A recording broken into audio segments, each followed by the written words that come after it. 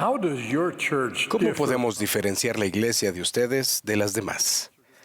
Mi respuesta a esta importante pregunta ha variado conforme he madurado y a medida que ha crecido la iglesia. Cuando nací en Utah en 1932, el número de miembros de la iglesia era de tan solo unos 700,000, agrupados principalmente en Utah y en los estados cercanos. En este momento solo contábamos con 7 templos. En la actualidad, la cantidad de miembros de la Iglesia de Jesucristo de los Santos de los Últimos Días supera los 17 millones, en alrededor de 170 naciones. Hasta el 1 de abril, tenemos 189 templos dedicados en muchas naciones y 146 más en etapa de planificación y construcción. He sentido la necesidad de hablar sobre el propósito de estos templos y de la historia y la función de los convenios en nuestra adoración. Tal cosa complementa las inspiradas enseñanzas de discursantes anteriores. Un convenio es el compromiso de cumplir con ciertas responsabilidades. Los compromisos personales son esenciales para la regulación de nuestra vida personal y para el funcionamiento de la sociedad. Esta idea está siendo cuestionada en la actualidad.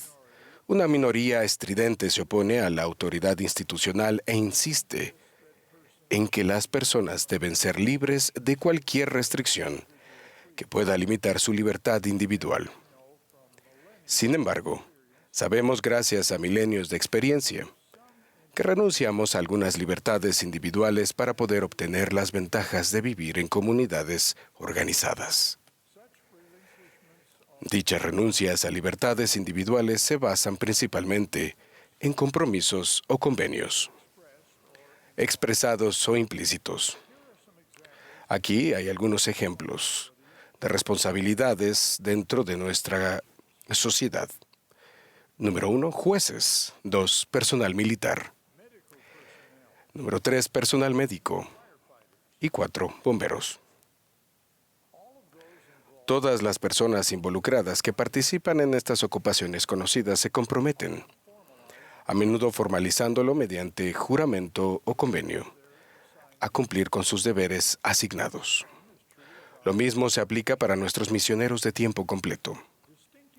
Su vestimenta o placas de identificación distintivas tienen el propósito de indicar que el portador está bajo convenio y por lo tanto tienen el deber de enseñar y servir, y se les debe apoyar en el servicio que estos prestan.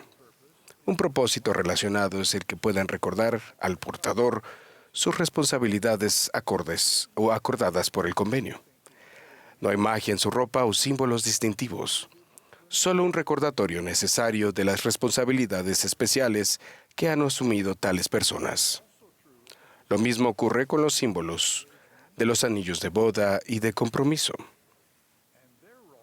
y su función al dar aviso a quienes los contemplan, o el recordar al portador sus responsabilidades tomadas por convenio. Lo que he dicho acerca de convenios, que son un fundamento para la regulación de la vida de las personas, se aplica particularmente a los convenios religiosos.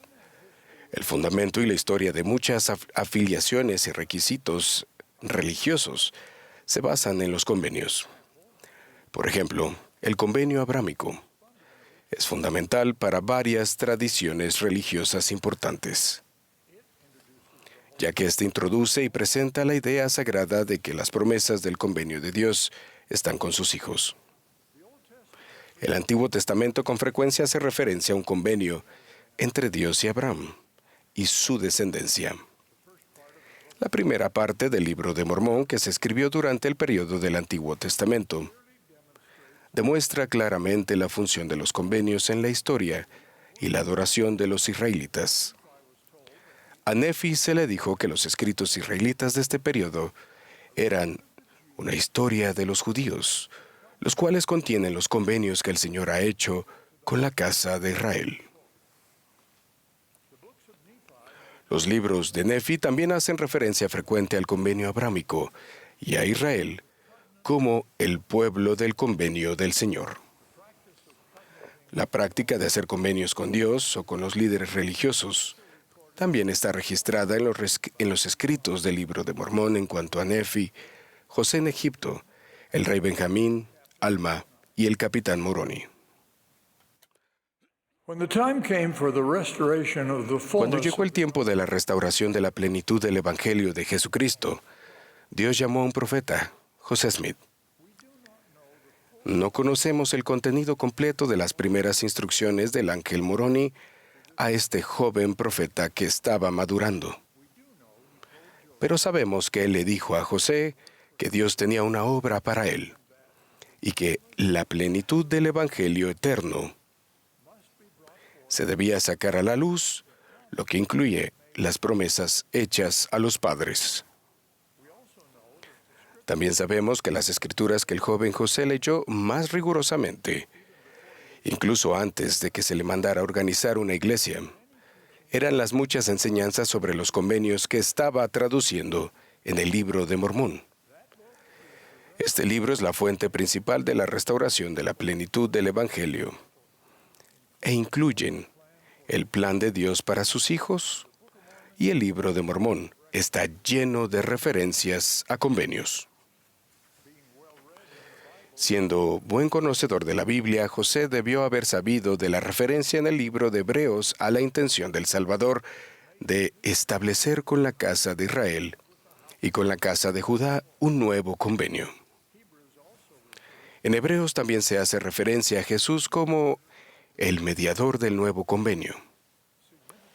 De manera significativa, el relato bíblico del ministerio terrenal del Salvador se titula El Nuevo Testamento, un sinónimo implícito de el Nuevo Convenio. Los convenios fueron fundamentales en la restauración del Evangelio. Esto es evidente en los primeros pasos que el Señor mandó que el profeta diera para poder organizar su iglesia. Tan pronto como se publicó el Libro de Mormón, el Señor dirigió la organización de su iglesia restaurada, que pronto se llamaría la Iglesia de Jesucristo de los Santos de los Últimos Días. La revelación dada en abril de 1830 indica que las personas deben ser recibidas en su iglesia por el bautismo. Después de que testifiquen, lo cual significa dar testimonio solemnemente, que se han arrepentido verdaderamente de todos sus pecados y que están dispuestos a tomar sobre sí el nombre de Jesucristo, con la determinación de servirle hasta el fin. Esta misma revelación manda que la iglesia se reúna a menudo para tomar el pan y el agua, en memoria del Señor Jesús. La importancia de esta ordenanza es evidente en las palabras que se han especificado en convenios para el élder o el presbítero que oficia.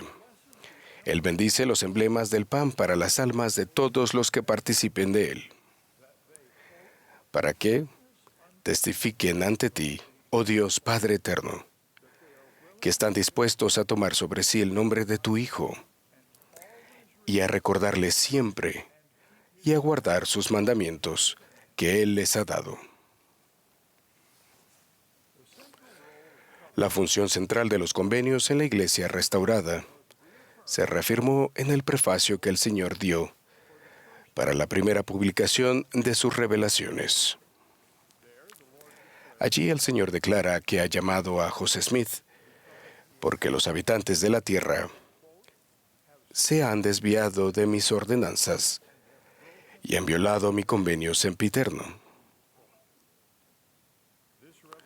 Dicha revelación también explica que se dieron sus mandamientos para que se establezca mi convenio sempiterno.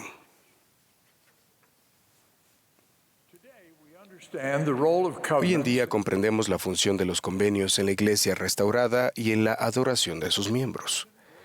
El presidente Gordon B. Hinckley hizo un resumen del efecto de nuestro bautismo y nuestra participación semanal de la Santa Cena. Dijo lo siguiente: todo miembro de esta iglesia que haya entrado en las aguas del bautismo se ha convertido en una de las partes de un sagrado convenio. Cada vez que tomamos el sacramento de la Cena del Señor, renovamos este convenio. Se nos ha recordado constantemente a través de varios oradores durante esta conferencia que nuestro profeta, el presidente Russell M. Nelson, a menudo se refiere a la senda de los convenios que nos lleva de regreso a Dios. Y se trata, ante todo, de nuestra relación con Dios. También nos enseña sobre el simbolismo o significado de los convenios en el templo y nos insta a ver el fin desde el principio y a pensar de manera celestial. Ahora hablaré más respecto a los convenios del templo, en cumplimiento de su responsabilidad de restaurar la plenitud del Evangelio de Jesucristo. El profeta José Smith pasó gran parte de sus últimos años dirigiendo la construcción de un templo en Nauvoo, Illinois. Por medio de él, el Señor reveló enseñanzas, doctrina y convenios sagrados para que sus sucesores los administraran en los templos. Allí se debían enseñar el plan de salvación de Dios a las personas que fueran investidas, y se debía invitarlas a hacer convenios sagrados. A quienes vivieran fieles a estos convenios se les prometía la vida eterna, en la cual todas las cosas son suyas, y que éstas morarán en la presencia de Dios y de su Cristo para siempre jamás. Las ceremonias de investidura en el templo de Nauvoo se administraron justo antes de que nuestros primeros pioneros fueran expulsados para poder comenzar su viaje histórico a las montañas del oeste. De aquellos pioneros tenemos muchos testimonios de que el poder que recibieron al estar ligados a Cristo, por motivo de su investidura en el templo de Nauvoo, les dio la fortaleza para llevar a cabo su épico viaje y establecerse en el oeste. Las personas que han sido investidas en un templo son responsables de llevar puesto un garment del templo, una prenda de ropa que no se ve, porque se lleva puesta por debajo de la ropa exterior. Recuerda a los miembros investidos los convenios sagrados que han hecho y las bendiciones que se les ha prometido en el Santo Templo. Para lograr estos santos propósitos se nos instruye que llevemos puestos los garments del templo continuamente, siendo las únicas excepciones las que obviamente sean necesarias. Debido a que en los convenios no hay días libres, el quitarse los garments se puede entender como una renuncia de responsabilidades del convenio, así como de las bendiciones con las que se relacionan. Por el contrario, las personas que llevan puestos sus garments fielmente y guardan sus convenios del templo continuamente, afirmarán su función como discípulos del Señor Jesucristo. La Iglesia de Jesucristo de los Santos de los Últimos Días está edificando templos por todo el mundo.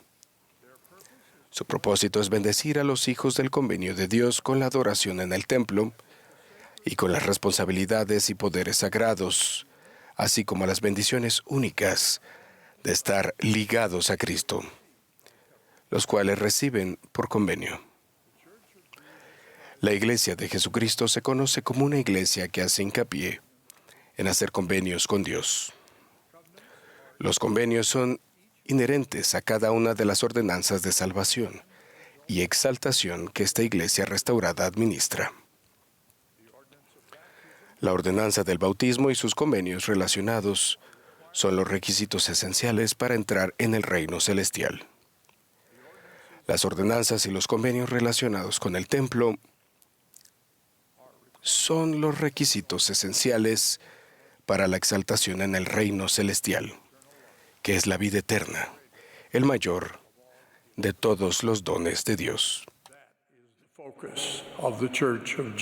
Este es el enfoque de la Iglesia de Jesucristo, de los santos de los últimos días.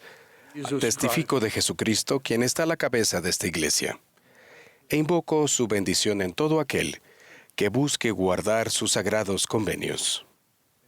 En el nombre de Jesucristo. Amén.